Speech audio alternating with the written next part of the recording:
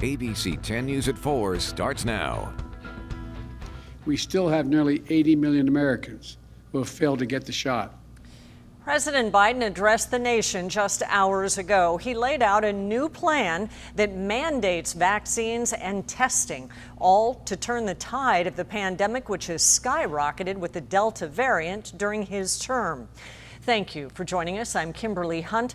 Biden said those who are unvaccinated are hurting the nation. His six-pronged plan includes an expansion of vaccine requirements and recommendations for schools to keep cases low. Chris Wynn in Washington breaks down the details and what the new plan means to you. With serious COVID-19 cases surging among the unvaccinated, an alarming increase in pediatric cases, hospitalizations on the rise. We're running about 130% above capacity. And the CDC predicting an increase in deaths. As your president, I'm announcing tonight a new plan to require more Americans to be vaccinated. The six-pronged plan includes vaccinating the unvaccinated, further protecting the vaccinated through booster shots, keeping schools open, increasing testing and requiring masks, protecting the economic recovery, and improving care for those with COVID-19. All federal workers must be vaccinated and have no option to opt out of being regularly tested. The president will also direct the Labor Department to require all businesses with 100 or more employees ensure their workers are either vaccinated or tested once a week. We know requirements work. We've put in place some mandates over the past couple of months for components of the federal government. Many big companies have put in place requirements. We've seen them work. The goal of the renewed efforts, saving lives and returning to normal. That is going to require moving more unvaccinated people to a vaccinated status. In Washington, I'm Chris Wynn. And the president's new federal vaccine requirements are expected to have an impact on about 100 million Americans. ABC 10 News reporter Mimi Alcala is joining us now live with what this could mean for San Diegans who work for companies over 100 employees. Mimi? Hi, Kimberly. Yeah, those new rules include requiring employees with 100 or more people to require each employee to get vaccinated or tested once a week. The bottom line, we're going to protect vaccinated workers from unvaccinated coworkers. As the COVID-19 pandemic rages on in the United States, President Joe Biden taking some serious measures Thursday to try to slow the spread. The president signed executive orders requiring vaccinations for millions of Americans. All federal employees, as well as government contractors, will be required to be fully vaccinated without the option of regular testing instead. In another big move expected to have a significant impact on San Diego County, Biden announced the Department of Labor is developing an emergency rule for all employers with 100 workers or more. They'll need to have their entire workforce be fully vaccinated or show proof of a negative COVID-19 test once a week. Legal analyst Dan Eaton says while the order that applies to federal workers and contractors is stricter than that for private employers, there could be a number of lawsuits stemming from this. You can see potentially not only private employers pushing back, but also potentially states pushing back and saying this intrudes on their police powers, that this is something that really ought to be left for them to do, and the federal government is overreaching. Eaton says there's still a large population that will not be impacted by the new mandates.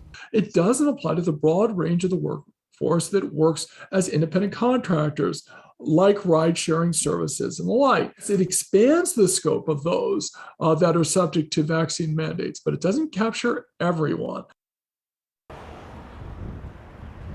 And this afternoon, Biden also said employees that are required to get vaccinated will have paid time off to do so. We're live along Harbor Island. Mimi Alcala, ABC 10 News. A lot to unpack in this six-point plan. Thank you, Mimi, for the live update.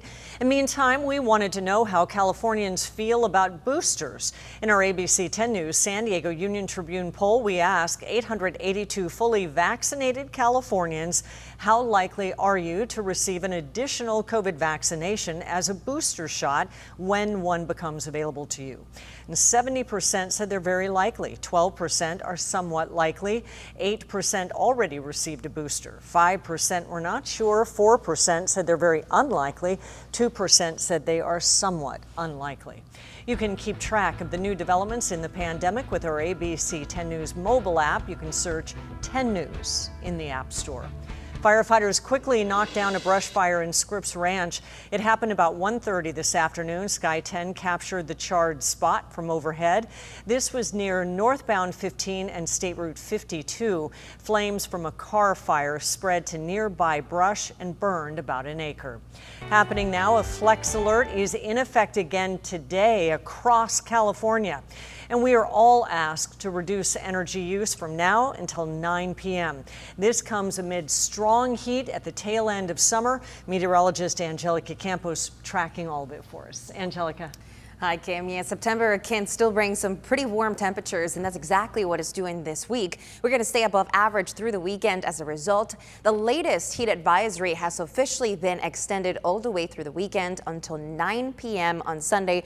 Originally, it was until Friday night, so it is going to stay warm. Across the area, we've seen a couple of thunderstorms already this afternoon, but as we get a little bit closer here, you can see everything is becoming a little bit more isolated in nature, and it has been targeting the Campo area just east towards Boulevard and Mount Laguna. We'll be tracking possibly more thunderstorms through the course of the evening. I'm sure we're going to see a lot more development. We'll keep you up to the latest. Your 7-day forecast is coming up. And there's less than a week until the governor's recall election.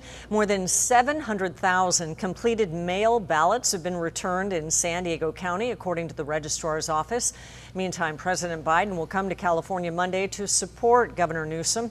They'll appear together for a campaign event in Long Beach. During his time out west, Biden will also take the opportunity to survey wildfire damage in Boise and Sacramento. Voter support for Newsom seems to be increasing. In a new poll, we ask likely and actual California voters, if you were filling out your ballot now, would you vote yes or no to remove Gavin Newsom from office? 54% said no to keep him in office. 41% said yes, they would remove him. 5% were undecided. And you can watch all of our interviews with the leading candidates in the governor recall on our streaming channel 24/7. Just download the ABC 10 News app to your favorite device, or you can make the most informed decision on Election Day. And there were closing arguments today in the trial of the man accused of fatally shooting San Diego police officer Jonathan de Guzman. That shooting happened in 2016. Jesse Gomez is charged with fatally shooting de Guzman and wounding his partner, Wade Irwin. Today, the prosecutor said Gomez's actions were premeditated. She also described what happened moments before the shots were fired at both officers. Wade Irwin steps out of the car to do his consensual encounter, uses his icebreaker. Hey, you live in the area? And the defendant, without reaching, without lifting his shirt, gun already in his hand, lifts that gun and shoots him in the throat. Gomez said that he opened fire on the officers after thinking they were gang members. His attorney says Gomez was under the influence of meth at the time. This afternoon, the defense also made closing arguments. Gomez's attorney asked the jury to think about the night of the shooting from Gomez's perspective. He sat here, he raised his right hand, and he swore to tell the truth. And he told you, I was afraid for my life. Following rebuttal from the prosecution, the jury will deliberate to decide if Gomez is guilty or not. The jury will review visual and audio aids and body camera footage that shows the officers rendering aid to the other officers, de Guzman and Irwin.